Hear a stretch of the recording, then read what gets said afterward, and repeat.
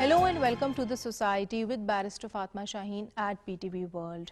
In an era where the dividing line between so much disinformation and very powerful narratives on the other hand is blurring, it is very important to sit back and see how our journalists, how our readers impacted by it. When we talk about media freedom, what we must also talk about is media responsibility. How can the ideal balance be struck when we talk about freedom of expression of media and the right not to intrude into anybody's dignity or privacy? This and much more we are going to be talking about in today's show, and to do that, let me introduce you to my today's panel.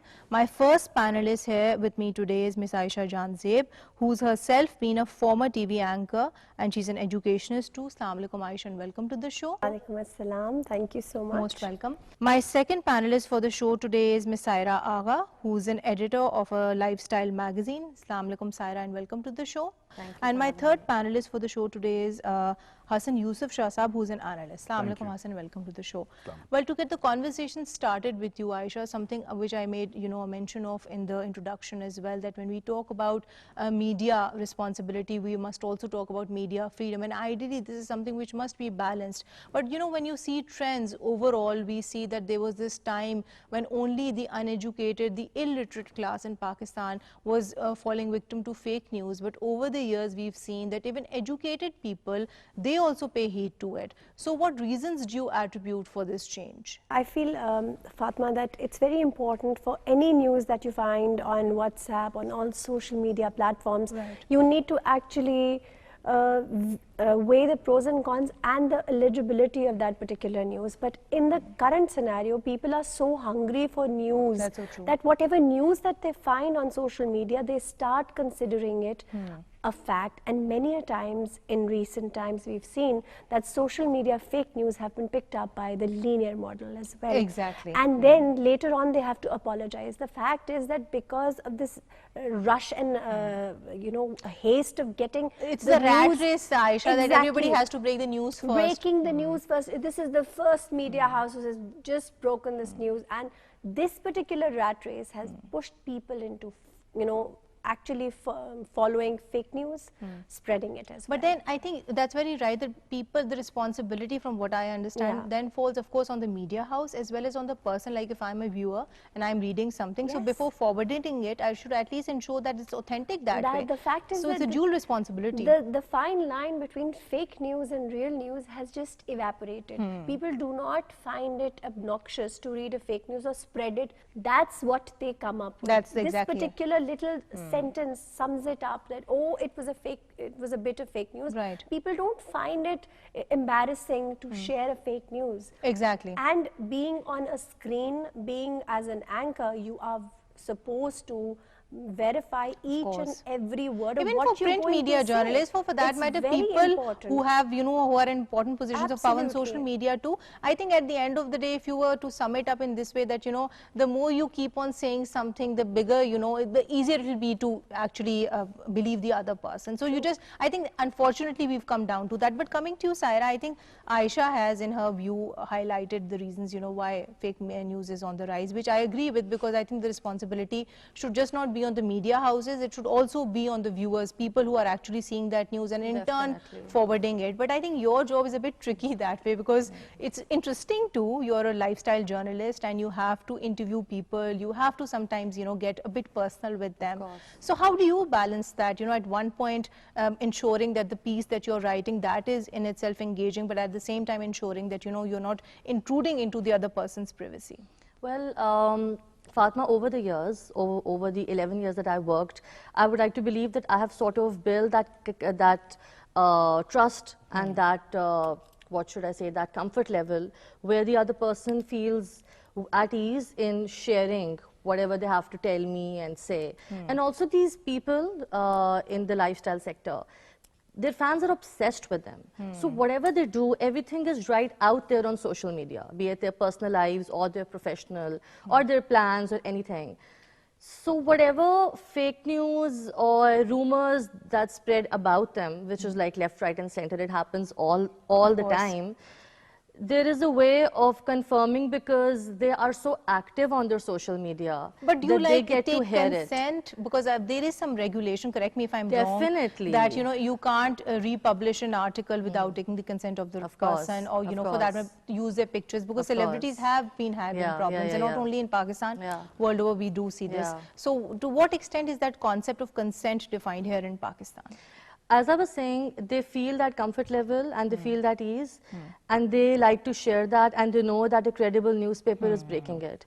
So they might as well just share it with that rather than announcing on their social media, so that people might find it out through a credible and a reliable source. Right, Saira, but coming to you, Hassan, I think we've generally spoken about print media, we've also spoken about electronic media, but when it comes to social media, how trusted a news source do you categorize it to be? Thank you so much. I was really impressed by the answers given by my guests here. I want to build up upon a certain point here. Right. You just don't have fake news. You have unauthenticated, unverified, not true, and misleading news as well. So if you look at the regional dynamics today, the problem that we face today, or the discussion we are having, is not new to the region or the world or globally. So people in the UK, Europe, China are facing global problem. When we talk about social media, we can't deny the fact that over a period of time it has taken over traditional media, in which Aisha would agree with me on this, and she would as well. Even the space for print media, so to speak, has shrunk. So when we talk about social media, sir, do you feel that the importance that it has today, it should be considered that authentic news source? Because I think a lot of other questions also would stem out of this. That's absolutely right. If you do not have authenticated source, and if you do not acknowledge the role of social media, it's shutting your eyes today. Social media has taken over, from Prince Andrew's statement today, stating what his stance is, to let's say anywhere else in the world. Global leaders, countries and governments. And by governments I hereby also include, because that's a stakeholder in this whole process. So there needs to be a factor that government should also have some role in addressing this and be part of it, acknowledging how big this is, and also not censoring but authenticating the news that floats through social media. Coming to you, Aisha, I think generally spoken about different kinds of media, it's also very important that we address the growth that has been there, especially when it comes to electronic media. Over a period of years, we've seen that so many other private TV channels have come up, but do you feel that the quality of programming, that has also, improved overall? Because when you draw a parallel, do you feel that that parallel is equal?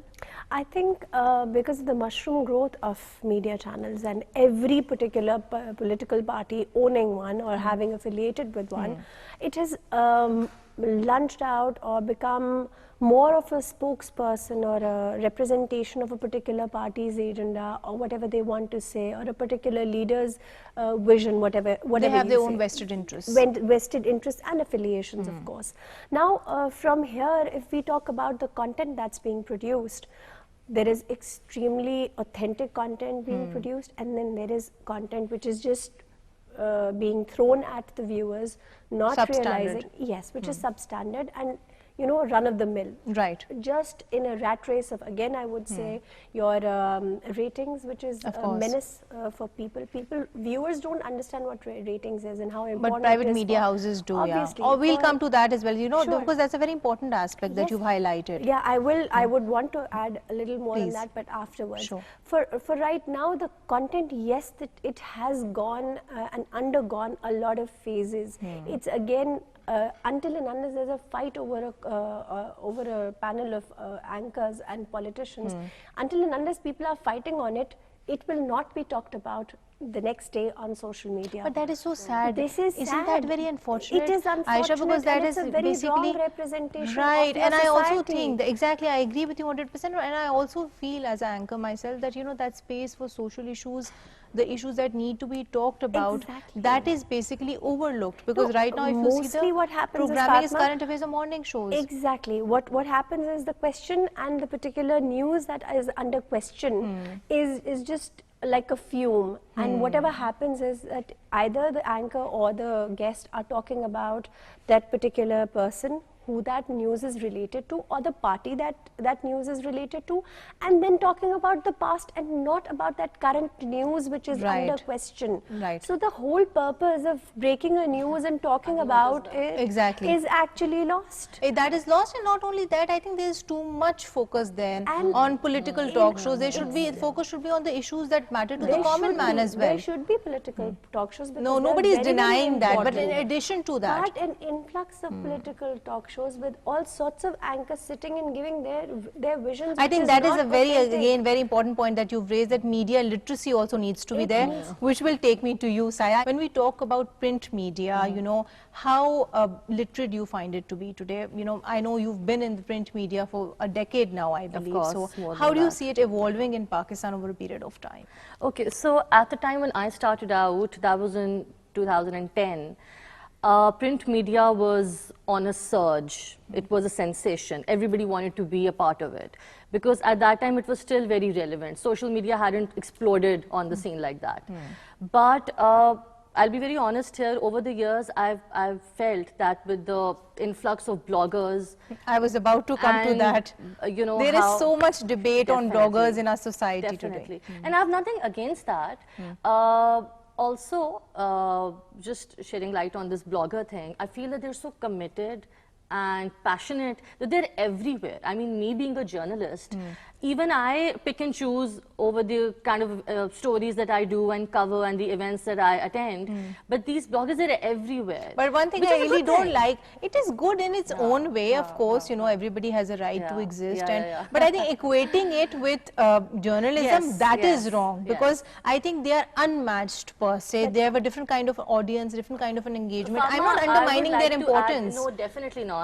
The fact that they're there and they are showing so much commitment and passion, but then again, when they resort to their blogs, their stories are very one-dimensional. But coming to you, Hassan Saab, I think they've raised a very important point, both of them, that, you know, the scope of blogging, you know, it should be defined. So in that regard, whether it's blogging, whether it's print media, whether it's electronic media, how is the media regulated today in Pakistan? And I'm talking from a legal perspective. But let me just build slightly towards this question. Is that what we are assuming is that social media is purely for news or for circulation of events.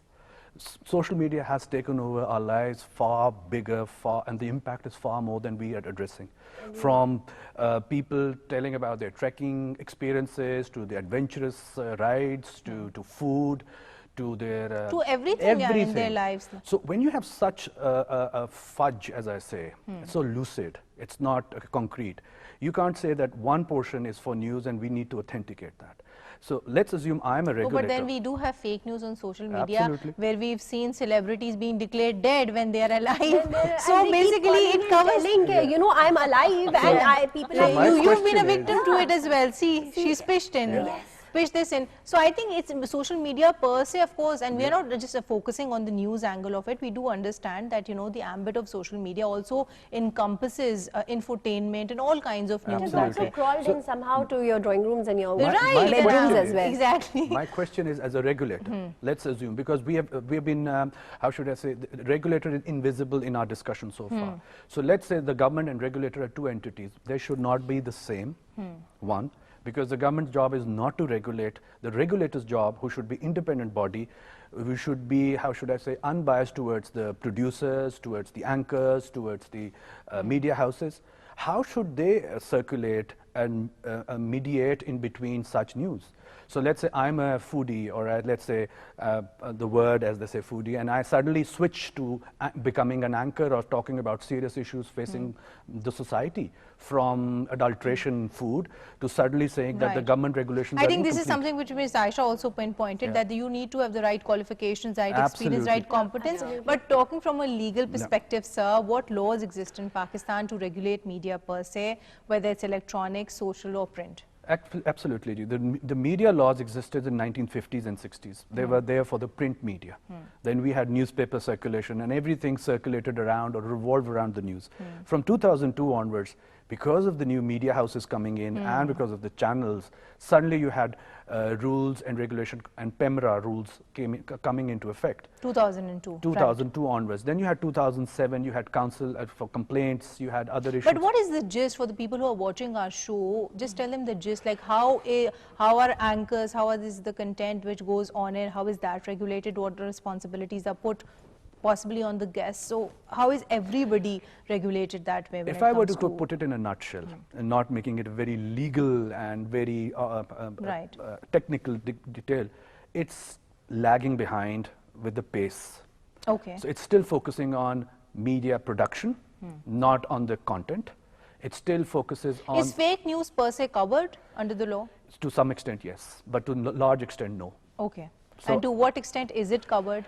I would say that law has not been able to grasp or keep up with the pace. And this is why we need new regulations, we need new laws with people who are not only lawyers, but people who are actually activists or people who are part of social media. Coming to you, Aisha, I think one point which Hassan left unaddressed, which I would want you to pitch in on, is regulation of bloggers. Yeah. Do you feel that they need to be regulated that way? I think this entire, I'd like to take it in a perspective. Something that I feel was missed out was that our social media and fake news really do not have surveillance.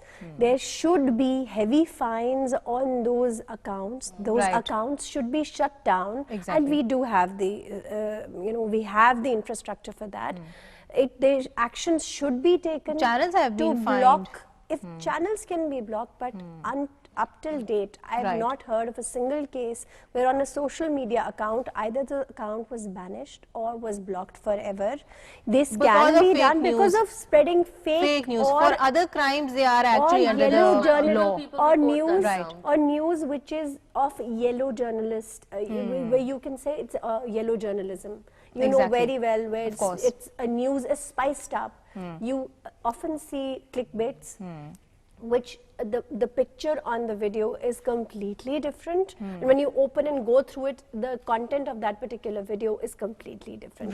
Now, until and unless you put a stop to all of this on social media, you need to train it's very important to mention because of the recent surge in cases on violence against women as well. The law is there even to protect the identity of the victim. So many things. The victim is brought into limelight and talked about, and then character assassination goes on. So many things stem from it. So many things stem out from it. Actually, the thing is, Aisha, you I think summarized it very well. Fake news per se is just not one issue. There are so many issues related to it. That particular thing, and that's basically the mindset. We have become news hungry. We are feeding news which is fake, which is wrong, which is sometimes, just like you said, people who are alive, they are just declared dead. So one very important thing you want to, I'll come to you as well. I think she's raised very valid points to which I would like you to respond, but in between, what would you want to say? I would just like to say that unless social media is itself controlled and censored, this cannot be controlled. Like, social media is out there and this fake news is going to pop up. It's just something. It's going to pop up anyway. And the thing is, the government has no control over this. You can't, government is not a... That's what I'm saying. I think it's unfair to put all the responsibility on the state. People need to self-regulate themselves. This is where I was going to say that you need to groom these people who are spreading news, these media handles which are social media handles. Sometimes the government is also, victimized that way. Exactly. They are also victims of fake news.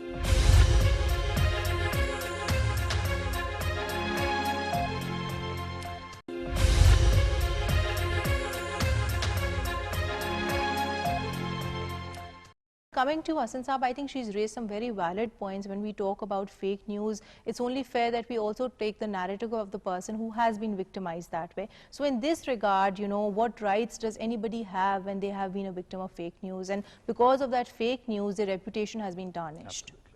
Now, I want to raise another interesting point based on her comments. Right. And it's about surveillance. You can't really carry on strong surveillance or choke somebody's fundamental rights to express, to talk about. This is explicitly stated in the Constitution, and this is also the foundation of our democratic system or society, as we say. However said that, doesn't give me the right to slander or to print which can hurt or damage somebody's repute and which is, as the law says, is fake and untrue. Right. So I can express my opinion. So if somebody is saying something which is truthful about the other person, but in their view, like the person who's being talked about, the subject of that statement, they consider it to be, you know, maybe something very horrific, or they don't like it. So would the defamation claim stand? The defamation laws are very clear on three things. The first principle is that this should not be an opinion. Right. It should be directly stating that this is a fact. Okay. The other point is it should not hurt the other person's reputation. So let's say if two people talk to each other and they are hurting each other's repute, it's not defamation yet, until unless it's spread around. Until unless it goes to a third party. Until it goes to a third party. Right. And the third important thing is, which is the key fundamental of this law, and which of course is under a bit of criticism as well, is proving that it hurt and it was untrue. So there are lines. But then we do have cases in which people have gotten Queues of exactly with so cases. much honestly, a lot of money, and you know, cases coming from different stratas of the society. Although of course when you compare it with the Western jurisdictions, there of course the defamation law is very well defined, and the claims you get away with millions of pounds and millions of dollars compared to Pakistan here. But having said that, because the purpose of the show is also to tell people, you know, generally about the social developments, that for people who are victimized when it comes to fake news, they do have a right, they do have redressal mechanisms that way. Saira, coming to you, press freedom when we talk about, it's also linked with gender, you know, equality or lack thereof that way. So generally when we talk about the media, she, you know, told us about the fact that, you know, how the quality of programming has changed over a period of time and what changes need to be made. But when we talk about women being in the media, how do you see that? Well, Fatma, I'll give you two answers for this. So the first is that these interns, fresh graduates from mass comm, etc., they want to make their way through media, and I think print comes easy to them. Right. Even if at the end of the day they see themselves as anchors or news presenters, they start with print. Having said that, I work in a male-dominated office, and that is because of the timings, because we keep late hours. So there is still this kind of fear in women in our society that we don't want to work late hours, we want to stay in our comfort zone and perhaps maneuver our way around media. I would also like to add that there are less females in my office, there are more men. But then at the end of the day, it's all about the comfort zone that I feel. But do you feel that when it comes to, you know, equality per se, are you given that equality? Do you see that equality being there when you talk about, you know, your freedom there as a print media journalist? Because I think this question would be very relevant to Miss Aisha too, but from a different, of course, narrative. So I am really, really proud to say that there's a reason that I've been with a particular news organization for more than 11 years, and that is because I'm earning more than guys.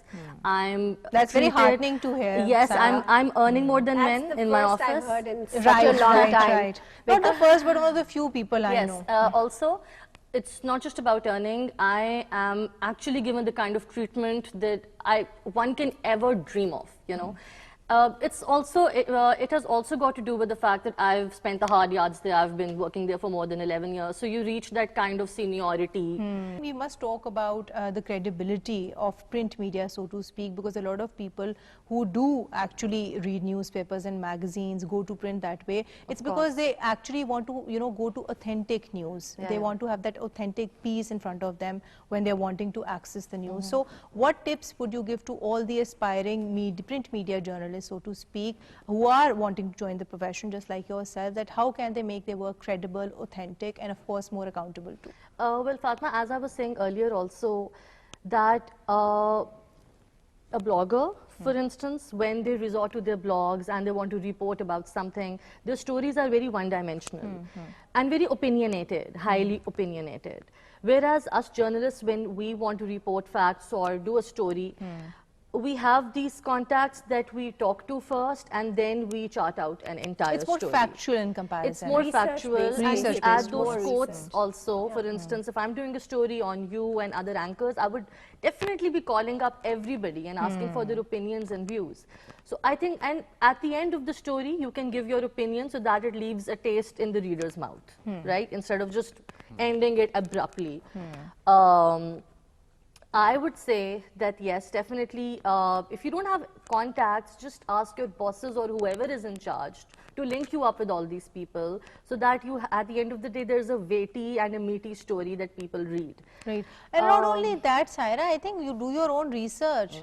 We've also been there, done that. We've also all come a long way in our own respective fields. So see, Fatma, a story is not made in just an hour or so. Of course. You have to work on it. It's an entire assignment. So don't commit to that assignment if you think that your story will not be that valuable or people would not find it fun to read. Or maybe to start off with, another way to look at it is do topics that you're comfortable with, areas that you are, more cognizant with, and you are more comfortable with that way. But coming to Aisha, I think a very important thing from this whole discussion also stems is that when we talk about basically ratings, we must also talk about content, of course, because they go parallel that way.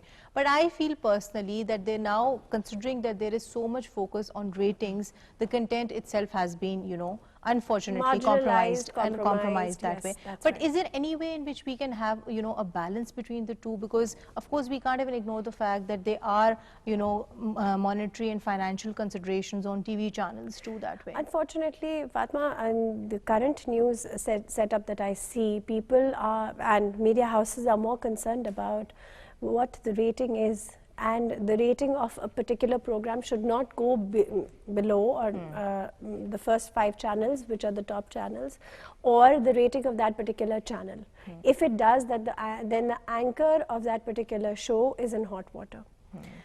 The thing is that because media houses are now more focused on monetary gain, they have to get themselves geared up, and the anchors are in a rat race of doing so, and hence the content is marginalized, is compromised, and is made in that way, is talked about in that way, is projected in that way. That it would get them ratings. They get the social media hype. They get the ratings as well. Basically, they engage audience. But is it not possible from your own experience of broadcast journalism that way, Aisha, that when you do like educational shows, when you do informative shows, you can also do them in a way that you engage with the viewer, in a way that doesn't strike out at your ratings? Definitely, I completely agree, Fatma. The content should be such that your viewers should, at the end of that 35-minute or a 40-minute show or a 50-minute show, grasp something out of it which is valuable and obviously more relatable to them and their situation, wherever and whatever that is.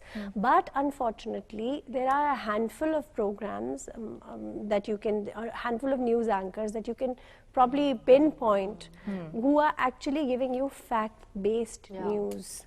Fact-based news, and also talking about the issues which are more relevant, which are more active, which are more current for the people, and they are more relatable for the people.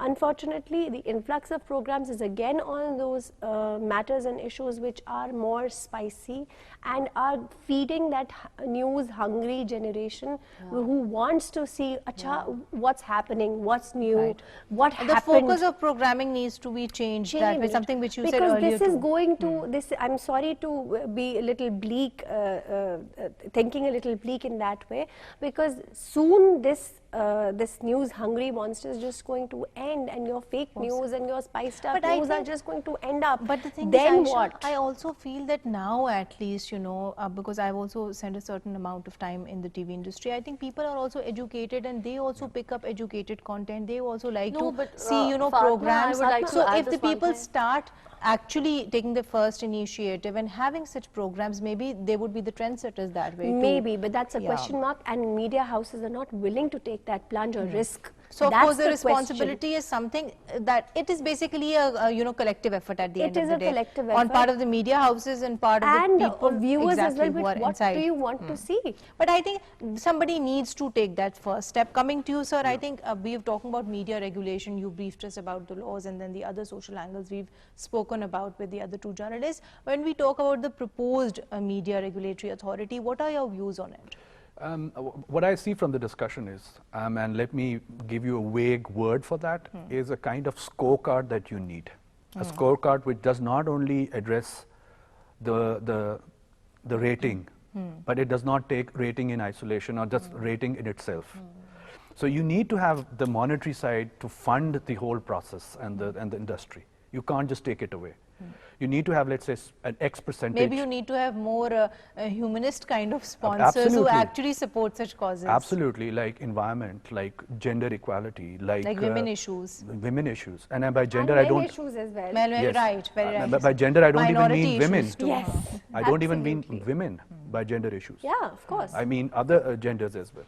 So we need to address that as well. Maybe a scorecard, and for that, again, your answer to your question is a regulator which has the vision and sensitivity and the pace to keep up with the challenges of social media and its growth. So you look at neighboring countries, or you look at globally, and you see China, for instance, and let me bring that example because how successfully it has managed its cultural dissemination, its information through social media. When we talk about, statutory regulation per se, to a certain extent, regulation is important because you don't want people, having hateful speech, harming others, having abusive conversations. So to the extent that it is decent, to the extent that the law and the constitution allows it, personally I feel should be done. With you. But not at the expense of, fundamental rights. Exactly. Or infringing the other person's fundamental rights. For so that right balance needs to be even the freedom of speech. Even the freedom of speech, right. Taking it away from a minority or a gender. Absolutely. From anybody, Hassan. From anyone, But the question that you're converging at, and all of us are actually saying the same thing, is that our current laws and regulations actually miss out a load of areas that we need to focus on. And that's what we've all been debating about. Right. We're actually highlighting some of the challenges that the current regulation is unable to meet. One of the things is social media. The other is where you decipher between news and non-news things, like it's for fun or it's serious. Third is hurting somebody's reputation. Fourth is, who do you put the blame on? Coming to you, when we talk about the general quality and the standard of the Pakistani media, Saira, what would your proposals be, that what can we do to overall improve it and, possibly bring it at par with other international jurisdictions? Well, Fatma, at the time when I started out, there was a proper channel through which you had to go and do a story. For instance, when I was hired, I was taught the basics of sub-editing. Like you had to ensure that the spell check was there, that the grammar was correct, everything was there. And then again, my work had to be qualitied by a quality editor, then it had to be proofread and everything. I feel now, because all the newspapers have to meet a deadline, because we work with a deadline every single day. It's like an invisible force breathing down your neck. It's like an invisible force on your head that you have to get the copy done by so-and-so hour. That in that hurry and in that rush, sometimes, I'm not sure if you read newspapers or I don't know about you, but yes, there are cringe-worthy grammar mistakes. But this again, I'm just talking about the sub-editing. As far as the stories are concerned, every story that is reported by a reporter, it has to be rechecked by your senior, by your superior. It has to be rechecked because it's an important story. Or even if it's unimportant, you have to get it out there, and your newspaper has a following. And the reporter also has to quote their sources, because again, a very important part of journalistic ethics is credibility. These reported stories have to be rechecked again, because it's not just a one-man show. It's an entire newspaper, it's an entire organization, and it's like a teamwork. So yeah. So basically, you would say that if you want to improve the quality and the standard, then again, something which Hassan Saab was also earlier saying, it is a collective effort at the end of the day. We just can't put, of course, all the our efforts on regulation per se. Self-regulation cannot, the importance of self-regulation cannot be ignored. Yes, the choice is for the anchor to, the person who is presenting it, either it's the print medium journalism or the person who broadcast journalist, whoever it is, that person himself makes sure that whatever he's saying is well researched and verified. And it is accurate. It's not verified, fake news. And then obviously the media house also needs to be sure of the fact that whatever the anchor is actually going to state in a particular slot, that needs to be verified, checked. Right, Aisha. But coming to you, sir, how would you respond to that? Because I do know that PEMRA does categorically cater to the issues that she has raised. That's very rightly pointed out. There are numerous laws which has rules and PEMRA rules and restrictions on the content, even on the selection and on what guests talk about, how they behave. There are loads of rules and restriction on the content as well. There is a mechanism that if PEMRA feels that the content is against the ideology of Pakistan or against a sensitivity or against any sensitive issue which can hurt a group or an interest within Pakistan, they can actually send notices to the media houses and also to the anchor person or the guest as well.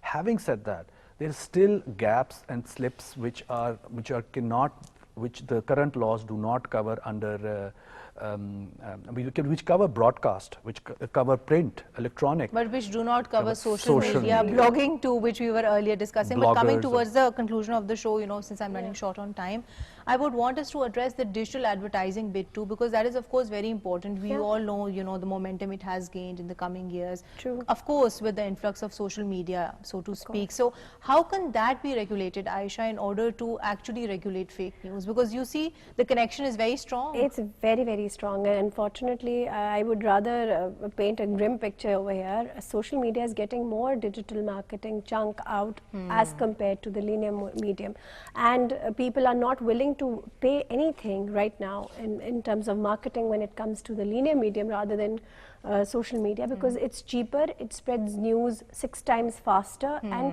the particular whatever you know, the purpose for that particular business is to get their object known across viewers and readers and whatever. It's very impactful as well. It is very impactful, and by the click you get to see so much. You get to see so much, which is of course promoted by somebody somewhere, and it's being shown again and again to you, and you are compelled to buy it. This actually is compelling fake news, and the swing and the momentum which is social media, which is gaining so advertising agencies, they need to be more vigilant as well. Yes, but they are responsible for this surge of influx of information right now on social media. Right, but coming to you, Saira, how does that translate into print media? Like when we talk about digital advertising, how can that be regulated in print media? Well, as much as I have the editorial freedom that any reporter wants or any editor wants, I would still say that there are certain topics in which even my hands are tied. And I have to get my story line checked and then rechecked and then approved.